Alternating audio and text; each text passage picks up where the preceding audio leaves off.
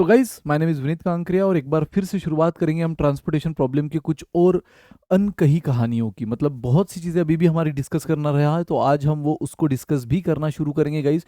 तो अब तक हमने क्या देख लिया? अब तक हमने देख लिया ट्रांसपोर्टेशन प्रॉब्लम में एक बेसिक फिजिबल सॉल्यूशन कैसे निकाला जाता है, north west method, least cost method and Vogel approximation method, और तीनों में सबसे बेस्ट है वोगल।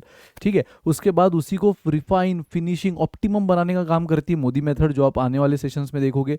लेकिन गाइज ये जो तीनों मेथड है, north west, least cost and Vogel, वो तीनों मेथड एक दो नेसेसरी कंडीशन पे डिपेंड करती है। एक तो नंबर ऑफ डिमांड और नंबर ऑफ कॉलम, मतलब जो क्वांटिटी ऑफ डिमांड और क्वांटिटी ऑफ सप्लाई है, ठीक है, डिमांड और सप्लाई वो सेम होना चाहिए। जैसे कि असाइनमेंट प्रॉब्लम में रोज और कॉलम सेम होना चाहिए, उसको हम बैलेंस बोलते हैं।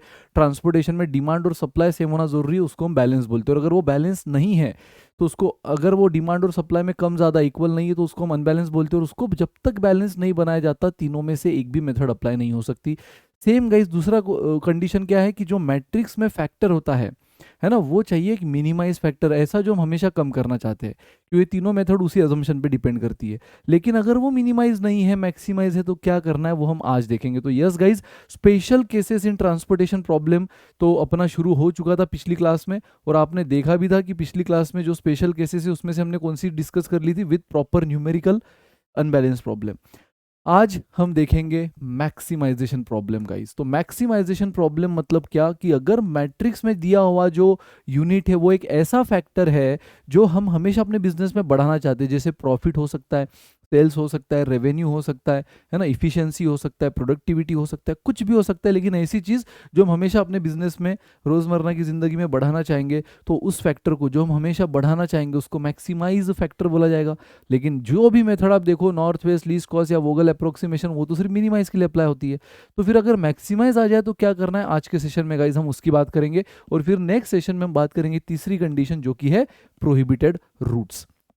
ठीक है, और जैसे मैंने कहा, वैसे तो आप तीनों मेथड अप्लाई कर सकते हो, नॉर्थ वेस्ट भी, लीस्ट कॉस्ट भी, वोगल भी, लेकिन तीनों में से सबसे बेस्ट क्या है, वोगल अप्रोक्सीमेशन। और वोगल से ही इसलिए जाना चाहिए, वो जब आगे मैं मोदी मेथड बताऊंगा ना तो आपको और क्लैरिटी आएगी कि वोगल से ही क्यों बेसिक सॉल्यूशन निकाला जाना चाहिए। क्योंकि पहले तो हमने फर्स्ट लेक्चर में देखा भी कि इन तीनों में सबसे अच्छा सॉल्यूशन वोगल ही देती है। ठीक है, और वोगल की ही प्रैक्टिस स्टूडेंट को भी लगती है। एग्जाम में भी ज़्यादा इंपॉर्टेंट क्वेश्चन कई बार मेंशन करता है, solve the initial basic solution using Vogel approximation.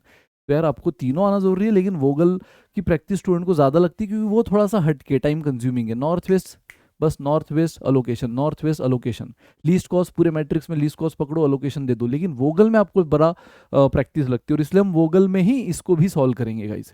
तो गाइज आपको क्लियर बोल दिया, सॉल्व द, विथ एग्जांपल देखेंगे, solve the following transportation problem to maximise the profit. मतलब गाइज डेफिनेटली अगर ये कॉस्ट होता है ना, अगर ये कॉस्ट होता तो क्वेश्चन क्यों बोल रहा होता मैक्सिमाइज द प्रॉफिट, सॉल्व करो प्रॉफिट को मैक्सिमाइज करने के लिए। अगर डेफिनेटली ये कॉस्ट होता तो क्या बोल रहा होता, solve the following transportation problem to minimise the cost. Loss होता तो बोल रहा होता टू मिनिमाइज द लॉस। लेकिन गाइज ये डेफिनेटली वही फैक्टर है ना, वो जो चीज़ को मैक्सिमाइज या मिनिमाइज करने बोलेगा, मैट्रिक्स उसी फैक्टर का है। ऑफकोर्स ये मैट्रिक्स प्रॉफिट का है, इसलिए वो प्रॉफिट को, प्रॉफिट के बारे में क्वेश्चन पूछ रहा है। और प्रॉफिट हर इंसान अपनी जिंदगी में क्या करना चाहता है, बढ़ाना ही चाहता है। तो दोस्तों इतना तो पक्का है कि अब तक के ट्रांसपोर्टेशन प्रॉब्लम में आप क्या देखते थे कि भाई ए से बी से सी पे, मान लो फर्स्ट डेस्टिनेशन सेकंड, अगर ए से वन डेस्टिनेशन पे कोई यूनिट जा रहा है तो उसका 2 रुपया कॉस्ट है पर यूनिट। ए से सेकंड डेस्टिनेशन पे कोई जा रहा है तो उसका 10 रुपया कॉस्ट है पर यूनिट। तो अब तक के जितने भी न्यूमेरिकल आपने देखे, आप ये चीज़ें देखते थे, cost per unit, cost per unit. लेकिन दोस्तों 100% अगर उसने यहाँ बोल दिया है, मैक्सिमाइज वर्ड आ गया, मतलब समझ जाओ ये वही फैक्टर है जो हम हमेशा बढ़ाना चाहेंगे। फिर वो प्रॉफिट, सेल्स, इफिशिएंसी, कुछ भी हो सकता है। तो डेफिनेटली गाइज इस बार उसने आपको मैक्सिमाइज द प्रॉफिट बोल दिया, मतलब ये यूनिट इस बार क्या रिप्रेजेंट कर रहे हैं, अगर मैं ये ओरिजिन से इस डेस्टिनेशन पे एक यूनिट ट्रांसपोर्ट करूँ तो मुझे 40 रुपए का, हाँ गलती से भी कॉस्ट मत बोलना, प्रॉफिट है। A21 40 रुपए का प्रॉफिट, A22 25 रुपए का प्रॉफिट, B23 30 रुपए का, B21 44 रुपीज का। ये सब प्रॉफिट फिगर्स इंडिकेट कर रहा है पर यूनिट, है ना। डेफिनेटली हमेशा पर यूनिट का ही होता है। साथ में आपको इन ओरिजिन का सप्लाई क्वांटिटी भी दे रखा है, साथ ही में आपको डिमांड तक दे रखा है, बराबर। डिमांड भी आपको दे रखा है गाइस, 40 20 60 30, बराबर। तो आपको बस सिंपली क्या करना है, आपको सिंपली यहाँ पे सॉल्व करते जाना है, तब तक सॉल्व करते जाना है जब तक आप एक बेसिक फिजिबल सॉल्यूशन नहीं निकालो। और वो करने की 3 मेथड आपको पता है, लेकिन दोस्तों again first method north west least cost, second method जो हम नहीं यूज़ करेंगे, हम यूज़ करेंगे थर्ड मेथड वोगल अप्रोक्सीमेशन। लेकिन तीनों मेथड की पहली कंडीशन क्या है? Total demand should be equal to total supply. पहली कंडीशन तो हमेशा क्या चेक करना है? बैलेंसिंग वाली। अगर ये है तो बैलेंस है, अगर बैलेंस ये नहीं है इक्वल तो आपको बैलेंस करना पड़ेगा गाइस। मुझे बताओ यहाँ डिमांड सप्लाई इक्वल है? यहाँ डिमांड कितनी है? 40 और ये हो गया 150। डिमांड देख लो कितनी है? 40 एंड 60। ये डेस्टिनेशन है 1 2 3 4, उनकी ये रही डिमांड, फर्स्ट की 40, सेकंड की 20। मैट्रिक्स तो पढ़ना आपको आ गया है। और ये ओरिजिन की ये रहे सप्लाई। तो गाइस डिमांड है टोटल 150 और सप्लाई आपको दिख रहा है 200। ये कहीं से भी सेम नहीं है। और मैंने लास्ट कंडीशन जब बताई थी अनबैलेंस की, तभी भी आपको बताया था कि दो ही रूल है, जब demand is less then supply तो हमेशा क्या लो? Dummy column. हमेशा तब आपको क्या लेना होगा गाइस? Dummy column. और जब demand is less than sorry greater than supply, मतलब supply is less than demand, जब supply is less than demand तो आपको लेना होगा डमी रो। तो वैसी चीजें भी आने वाले सेशंस में आप देखोगे। बट गाइज यहाँ पर भी क्या हो रहा है? डिमांड कम है सप्लाई से, तो ये कंडीशन फिट हो रही है, ये नहीं, तो आपको डमी कॉलम लेना होगा। और डमी कॉलम में आपको मालूम है एलिमेंट तो 0 0 0 रखने होते हैं। और जो भी इनका बीच का डिफरेंस है, कितने से भाई? डिमांड कम है 50 से, वो 50 उसकी रिक्वायरमेंट डाल देनी होगी, वो हमें उसकी रिक्वायरमेंट डाल देनी होगी गाइज। तो देख लो यहाँ पे मैं सबसे पहले तो क्या कर रहा हूँ? बैलेंस्ड, यहाँ मैं बैलेंस कर रहा हूँ। तो ये ओरिजिन आपके एज इट इज़ ABC, और ये 1 2 3 4 यहाँ तक एज इट इज़। अब ये 40 25 सब एज इट इज़ यहाँ तक, 22 33 44 35 30 एंड 30 38 38 28 एंड 33। गाइस बस अब आपको क्या करना है? जो कि आपको मालूम है कि यहाँ पर आपको डमी कॉलम लेना होगा, क्योंकि रिक्वायरमेंट और सप्लाई मैच नहीं हो रही थी। तो आप यहाँ पे लोगे डमी कॉलम। आप चाहे तो आप यहाँ डमी लिखो सीधा, या फिफ्थ लिख के लिख दो कि let fifth column is dummy column. ठीक है, वैसा भी कर सकते हो। और इसके एलिमेंट तो 0 0 0 देने होंगे गाइस। अब सिंपली क्या करना है? यहाँ पे डिमांड तो आपको मालूम है, ठीक है। डिमांड तो कितनी है? 40 20 60 30, और यहाँ पे 100 30 70। और जो भी डिफरेंस है दोस्तों यहाँ रख दो। 50 का डिफरेंस है तो 50 यहाँ रख दो। मतलब ये डमी कस्टमर है जो ये 50 लेगा, जो कि अक्सर में कोई है नहीं, but for the sake of solution हमें लेना होगा, हमें लेना होगा। और गाइज अब आप देखो डिमांड और सप्लाई इक्वल हो चुके हैं, यानी मैट्रिक्स बैलेंस बन चुका है। अभी ये क्या था? डिमांड और सप्लाई इक्वल नहीं थे, तो ये अनबैलेंस था। ये क्या था? अनबैलेंस। अभी इसको हमने बैलेंस कर दिया, इसको हमने बैलेंस तो कर दिया गाइज। देखो तो इस क्वेश्चन से एक चीज और समझो। भला ही हमें दिख रहा है ये मैक्सिमाइज का क्वेश्चन है, इसको हमें मिनिमाइज करना होगा, ये डायरेक्ट अप्लाई नहीं होगा मैक्सिमाइज पे कोई भी मेथड। लेकिन फिर भी गो विद द सीक्वेंस। पहली सीक्वेंस, पहला रूल हमेशा किसका होगा? डमी को सेटल करने का, यानी बैलेंस को कन्वर्ट, मतलब अनबैलेंस को बैलेंस में लाने का। तो पहली कंडीशन हमेशा बैलेंसिंग चेक करो, दूसरी कंडीशन हमेशा मिनिमाइज मैक्सिमाइज चेक करो। हमेशा ये सीक्वेंस को फॉलो करो गाइस, दिमाग में फिट कर लो, फॉलो द सीक्वेंस। देखो यहाँ पे मुझे मैक्सिमाइज दिखा, फिर भी मैंने पहले क्या चेक किया? बैलेंसिंग। वो अनबैलेंस था, बैलेंस कर दिया। अगर वो बैलेंस होता तो चक दे फट्टे में डायरेक्ट दूसरी कंडीशन पे आता। लेकिन अगर वो अनबैलेंस है तो पहला काम उसको बैलेंस करने का करो, बाद में उसको फिर वो मैक्सिमाइज मिनिमाइज को हम देख लेंगे। तो यार अब सेकंड कंडीशन हमें दिख रहा है कि ये प्रॉफिट है, प्रॉफिट तो मैक्सिमाइज होता है। प्रॉफिट है कौन सा फैक्टर है? प्रॉफिट है मैक्सिमाइज फैक्टर है। तो गाइज अब डेफिनेटली फिर से पंगा है, मैं कोई भी मेथड अप्लाई नहीं कर सकता जब तक मैं इसको मिनिमाइज नहीं कर दूं। तो यस, अब आपके नोटबुक में जगह होगी तो आप ऐसा एरो दे देना, अगर आगे जगह होगी तो आगे आगे दे देना, नीचे जगह होगी तो नीचे दे देना, और यहाँ लिख देना मिनिमाइज। मतलब मैं क्या कन्वर्ट कर रहा हूँ? अब इसको मिनिमाइज में कन्वर्ट कर रहा हूँ। मैं नेक्स्ट स्लाइड पे लिख रहा हूँ गाइज, लेकिन आप अपने नोटबुक में तुरंत आगे लिखो या नीचे लिखो, ठीक है। ये अगर आपने साइड में लिखा होगा तो नीचे लिखो, ये आपने नीचे लिखा होगा तो साइड में लिखो, ठीक है। तो अब मैं इसको मिनिमाइज में कन्वर्ट कर रहा हूँ। तो सबसे पहले यार देखो ABC, यहाँ पे 1 2 3 4, आपने 5 लिखा होगा तो 5 लिखो, डमी लिखा होगा तो डमी लिखो, ठीक है। ये सप्लाई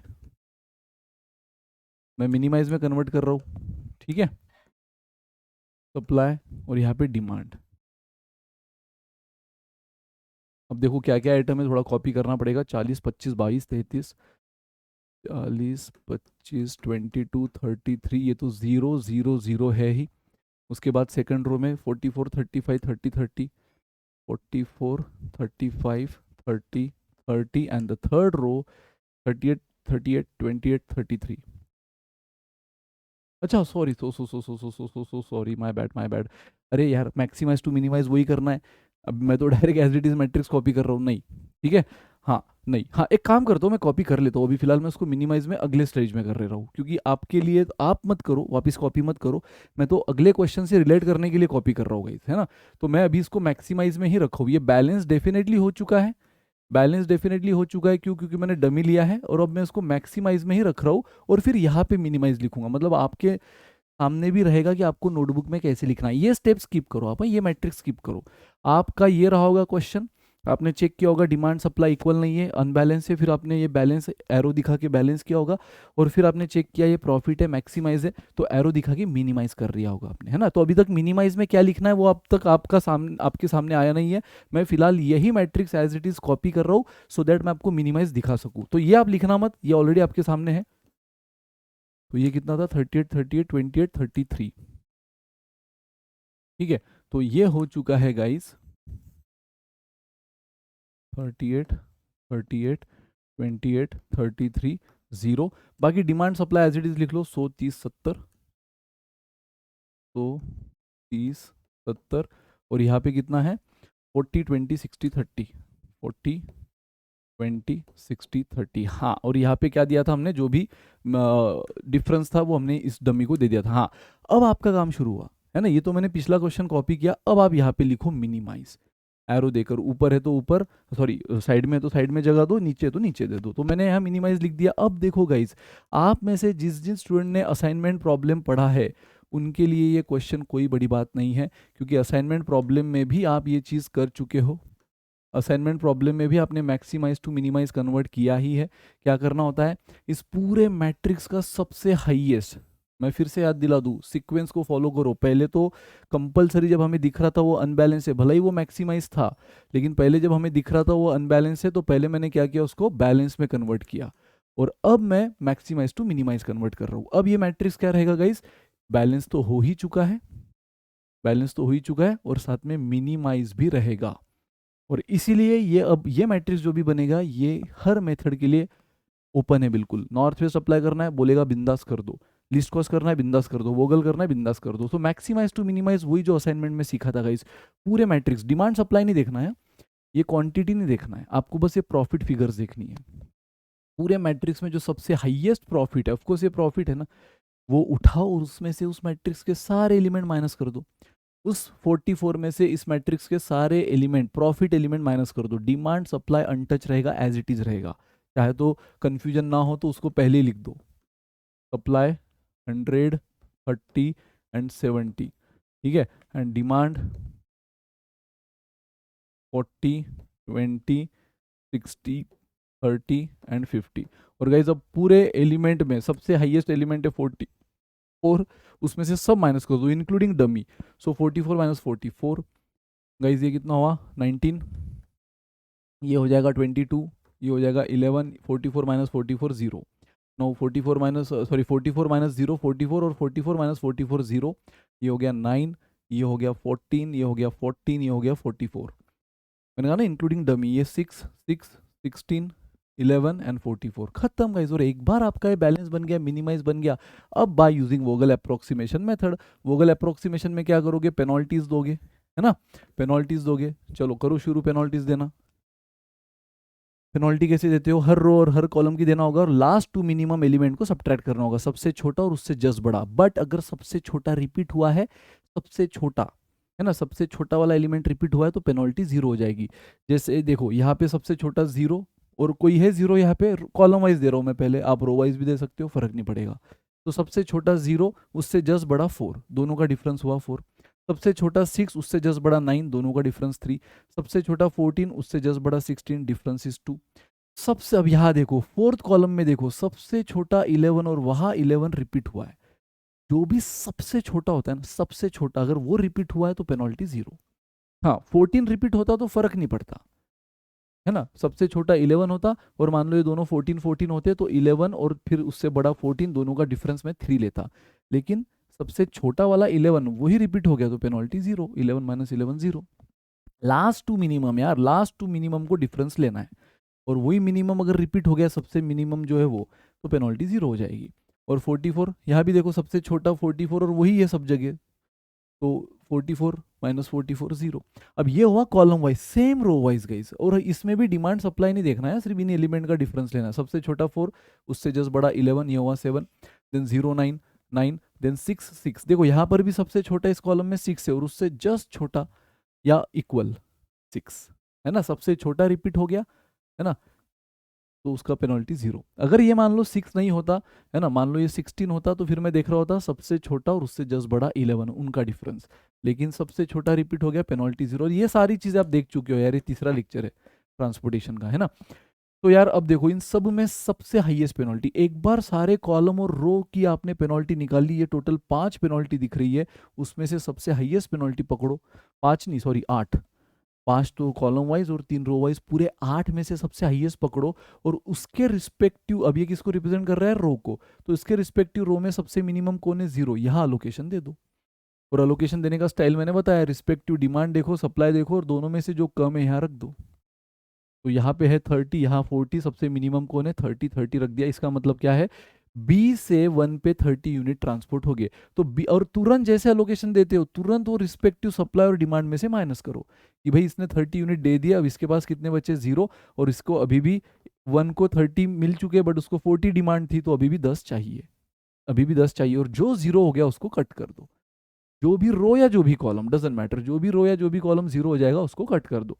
और एक बार कोई भी रो या कोई भी कॉलम कट हुआ, now single round of penalty, फिर से फ्रेश पेनल्टी देना स्टॉप। अब ये कट हो गया है ना, इसको छोड़ दो, अब जो फ्रेश पेनल्टी दो फिर से इस कॉलम में। अब ये देखो ये मत ना 0 और इनको, इस रो कॉलम में सबसे मिनिमम 4, उससे जस्ट बड़ा 6, पेनल्टीज 2, देन 9 एंड 90, 6 एंड 19 13, ये हुआ 16 एंड 22 6, 11 11 0, 44 44 0। अब यहाँ देख लो, यहाँ तो 7 रहेगा, ये कट गया, डैश हो गया, और यहाँ पे भी 0 रहेगा, 6 6 एंड 4 11 7, 6 6 0। अब ये 1 2 और ये 5, इन सब में हाईएस्ट पेनल्टी पकड़ो जो कि 13 है।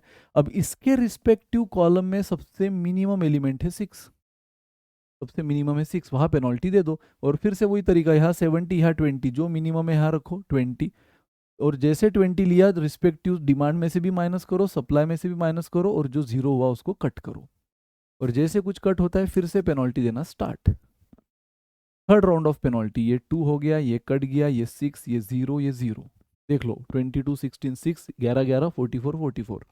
यहाँ पे ये होगा 4 एंड 11 7, ये तो कट गया है, और 6 और 11 5। गाइज इन सब में हाईएस्ट पेनल्टी कौन है, 7, उसके रिस्पेक्टिव रो में सबसे छोटा 4, यहाँ 100 यहाँ 10, क्या दोगे 10, क्योंकि 10 ही बचा ना, 40 में से 30 दे चुके थे 10, इसलिए तुरंत माइनस करना जरूरी है, अपडेट करते रहो।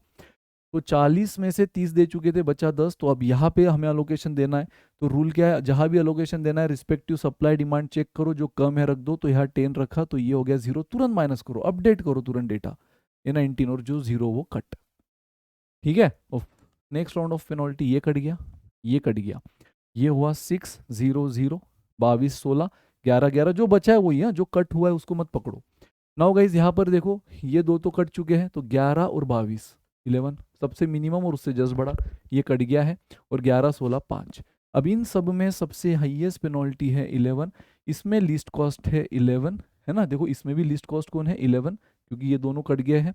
तो यहाँ पे 90 और यहाँ पे कितना है 30, क्या दोगे आप 30, जैसे 30 दिया ये 0 हुआ, यहाँ अभी भी बचा 60, और जो 0 वो कट। गाइज अभी भी खेलो, मैंने कहा है ना पेनल्टी, पेनल्टी कब तक खेलना है, जब तक सिंगल रो या सिंगल कॉलम ना बचे। अभी भी आपके पास देखो 1 2 कॉलम बचे हैं, 1 2 रो बची है, तो come on one more round, जहाँ सिंगल रो सिंगल कॉलम मिलेगी वहाँ रुक जाना, फिर उसमें बचे हुए आइटम में लिस्ट कॉस्ट खेलना। इन शॉर्ट मैंने ये भी कहा है कि बचे हुए आइटम में सब में अलोकेशन आएगा ही, फिर लिस्ट कॉस्ट खेलो या रैंडमली हर जगह रिस्पेक्टिव डिमांड सप्लाई रख के मिनिमम है वो रखते रहो। पिछले क्लास में हमने देखा था, ये कट हो गया, ये कट हो गया, 22 और 16 6, ये कट हो गया, देखो ये कॉलम भी कट हो गया, और ये 0, एंड गाइस 22 44 22, ये कट हो गया, एंड ये हो गया देखो 16 एंड 44 28 बराबर। अब इसमें सबसे 22 28 60, सबसे हाईएस्ट पेनल्टी 22, इसमें सबसे लीस्ट कॉस्ट 16, यहाँ 50 यहाँ 60 50 दे दो, ये हो गया 10, ये हो गया 0, जो 0 वो cut, now stop. Now stop. अब देखो भले ही आपके पास एक और दो कॉलम बची, बट रो सिंगल बची है, रो सिंगल बची गई। अब मुझे बताओ, मैं चाह के भी पेनल्टी दे नहीं सकता ना, ये कट हो गया, ये कट हो गया, लेकिन इसमें पेनल्टी कैसे दूं?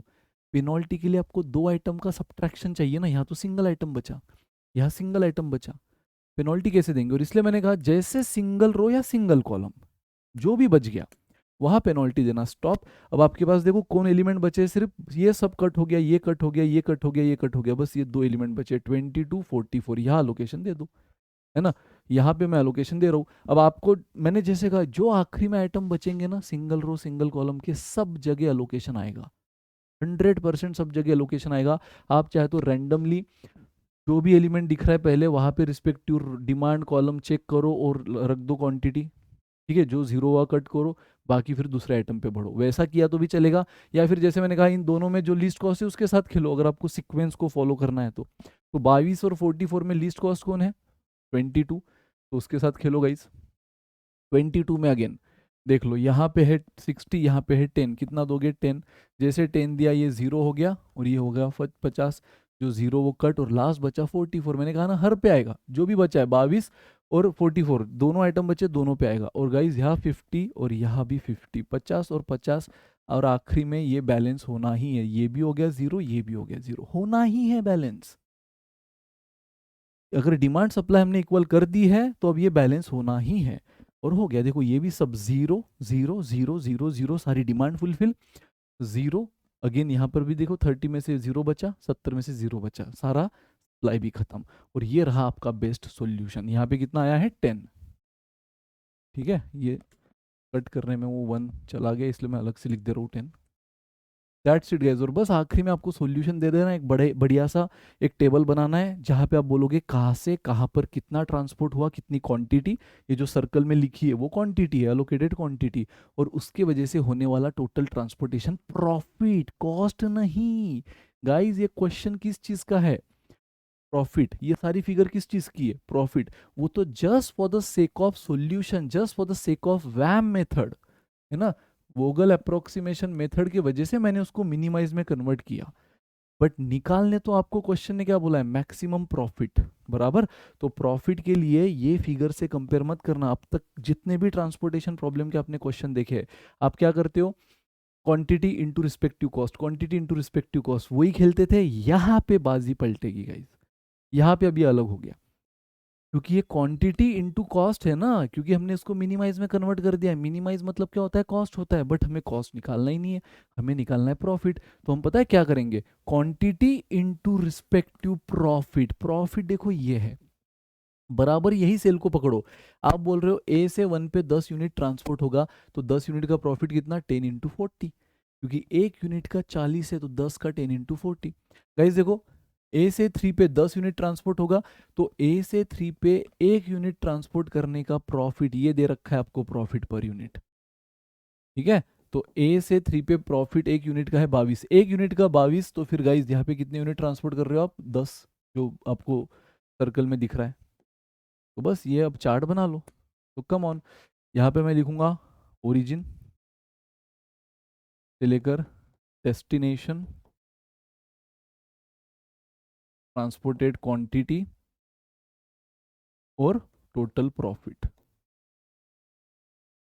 चलो गाइस, तो ओरिजिन ट्रांसपोर्ट, ओरिजिन पहले लिख लो। ए से लेकर कहाँ पे जा रहा है? 1 पे, फिर ए से लेकर 3 पे, 4 पे और डमी पे, 3 4 एंड डमी पे भी जा रहा है। हालांकि आपको मालूम है डमी नाम की कोई चीज़ एग्जिस्ट करती नहीं है, तो ए से लेकर डमी पे जो 50 यूनिट जा रहे हैं वो आखिरी तक बिना ट्रांसपोर्टेशन के ही रहेंगे, क्योंकि डमी नाम का कोई सप्लायर है, कस्टमर है ही नहीं। जिसकी हमने 50 डिमांड, डिमांड किसकी होती है? कस्टमर की ना। तो जिसको हमने 50 डिमांड दी है वो डमी नाम का कस्टमर एग्जिस्ट ही नहीं करता। वो तो क्वेश्चन सॉल्व करना था, इसलिए हमने इसको लिया। इसके पास जितनी भी क्वांटिटी आ रही है वो आखिरी तक क्या रहेगी? नॉन कंज्यूम, मतलब ये ट्रांसपोर्ट ही नहीं होगी, वो ए के पास ही पड़ी रहेगी। बस सॉल्यूशन में दिखाने के लिए हम दिखा रहे हैं, और उससे फर्क भी नहीं पड़ेगा। देखो आप बोलोगे सर लेकिन फिर इससे हमारी प्रॉफिट में तो चेंजेस आ जाएंगे। नहीं आएगा, क्योंकि मैंने क्या कहा आपको? 50 इंटू 44 नहीं करना है, ये तो कॉस्ट मैट्रिक्स है, 50 इंटू 0 करना है। A2 डमी का प्रॉफिट कितना है 0। देखो ये हमने लिया था ना प्रॉफिट में, इसलिए पहले गाइस गाइस गाइस इसलिए पहले बैलेंस करना जरूरी है, बाद में वो मैक्सिमाइज टू मिनिमाइज करो। फिर से एक आखिरी बार बोलूंगा, फॉलो द सीक्वेंस। अगर दोनों चीजें बिगड़ी हुई है, जैसे पिछले क्लास में आपने सिर्फ अनबैलेंस देखा था, मिनिमाइज वो बाय डिफॉल्ट था, इस बार अनबैलेंस भी है मैक्सिमाइज भी है, तो दोनों में से पहले किसको सेटल करो, बैलेंस को। डमी ले लिया, ये हुआ डमी प्रॉफिट 000, डमी 000 प्रॉफिट से कोई हमारा आंसर बदलेगा नहीं। फिर बाद में हमने उसको मिनिमाइज किया, सॉल्व किया, लेकिन आखिरी में फिर से प्रॉफिट निकालना है ना, तो क्वांटिटी को हम किससे मल्टीप्लाई करेंगे, इन प्रॉफिट से। गलती से भी 10 इंटू 4, 10 इंटू 22, 30 इंटू 11, 50 इंटू 44 मत करना। मल्टीप्लाई आप क्या करोगे, यहाँ वाले प्रॉफिट को उस सर्कल वाली क्वांटिटी से। तो ए से देखो सब जगह जा रहा है, बस 2 पे नहीं जा रहा है, बाकी 1 पे, 3 पे, 4 पे, डमी पे। फिर बी से जा रहा है 1 पे, और सी से जा रहा है 2 एंड 3 पे, 2 एंड 3, खत्म। और कितनी क्वांटिटी जा रही है, तो A21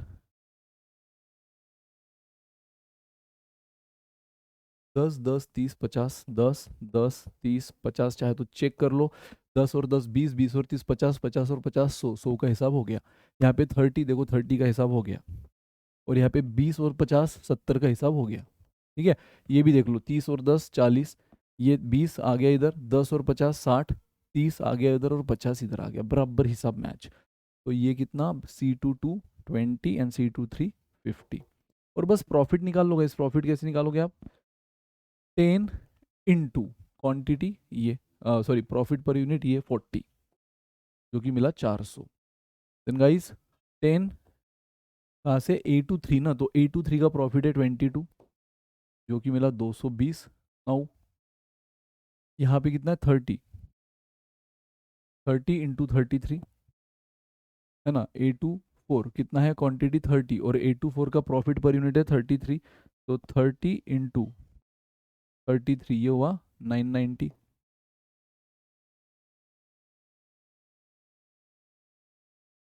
आप अगर ये निकालोगे तो डेफिनेटली फिर ये दिस इंटू दिस मैच नहीं करेगा, और फिर बोलेगा कहाँ गलत हुआ।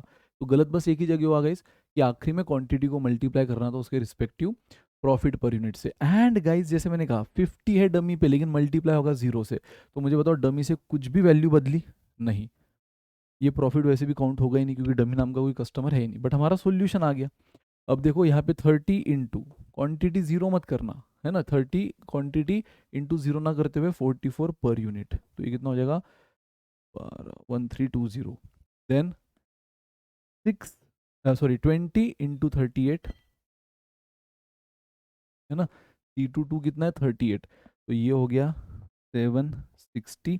एंड लास्ट गाइस 50 इंटू 28, 50, अच्छा यहाँ पे इसकी वजह से टाइप नहीं करते आएगा, मैं इधर लिख ले रहा हूँ है ना। यहाँ 38 तो हो गया था, यहाँ यहाँ लिख रहा हूँ 50 इंटू 28, 28 5 140, एक 0 1400। और गाइज एक 1 2 3 4 5 6 ये 7, ये 7 फिगर ऐड कर दो, आपको मिलेगा टोटल प्रॉफिट। इन सब का एडिशन, अब यहाँ जगह नहीं, आप डायरेक्ट यहीं पे नीचे ऐड कर दो, यहीं पे नीचे ऐड कर दो। मैं यहाँ पे कर रहा हूँ total profit is equal to इन सब का एडिशन कर लो। ये कितना है, कैलकुलेटर पे करना है, कैलकुलेटर पे कर लो, आंसर आ जाएगा। ठीक है, सो 0, then 2 9 11 13 19, then 5 6 7 16 19 19 and 7 26 26 and 4 33 4 5 5090, 5090 is the answer guys हम का।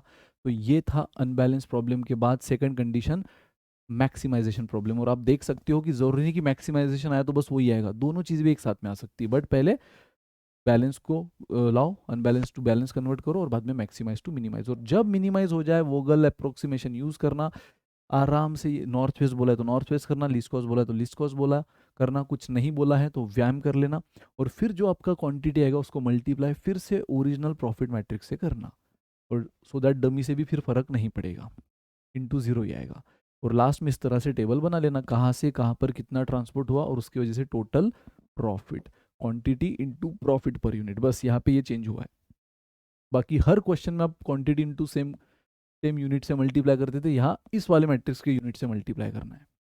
तो 5090 इज द आंसर गाइज। अब इसमें बचा प्रोहिबिटेड, वो हम देखेंगे नेक्स्ट क्लास में। Till then bye, good day, take care.